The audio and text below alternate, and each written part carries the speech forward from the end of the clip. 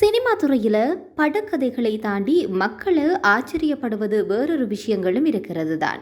அதாவது அந்த படத்தினுடைய பட்ஜெட் என்ன, வியாபாரம் என்ன, நடிகை நடிகர்களுடைய சம்பளம் எல்லாம் இப்பொழுது கோடியாக உயர்ந்து கொண்டே வருகிறது.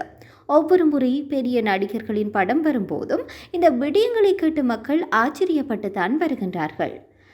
நடிகர்களுக்கு இணையாக நடிகைகளின் சம்பளமும் இன்னும் அதிகமாகவில்லை என்றாலும் அவர்களுக்கான மார்க்கெட் என்பது அதிகமாக கோடிகள் உயர்ந்து கொண்டேதான் வருகிறது. அந்த வகையில் நாம் இந்த காணொளியில் பார்க்க போகிற விடயம் என்னன்னு சொல்லி சொன்னால், இந்திய சினிமாவில் அதிகம் சம்பளம் வாங்கக்கூடிய நாயகி யார் என்று தான் பார்க்க போகின்றோம்.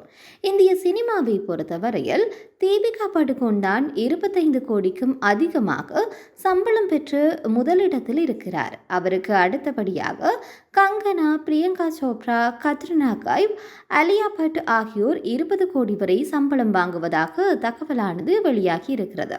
தென்னிந்திய சினிமாவை பொறுத்தவரையில் த்ரிஷா, நயன்தாரா ஆகியோர் 10 கோடி வரை தான் சம்பளம் வாங்குகின்றார்கள் என்றும் சொல்லப்படுகிறது. இவர்களுக்கு அடுத்தபடியாகத்தான் சமந்தா, ராஷ்மிகா, சாய் பல்லவி, பூஜா ஹெக்டே, மிர்னான் தாக்கூர், கீர்த்தி சுரேஷ் ஆகியோர் உள்ளார்களாம்.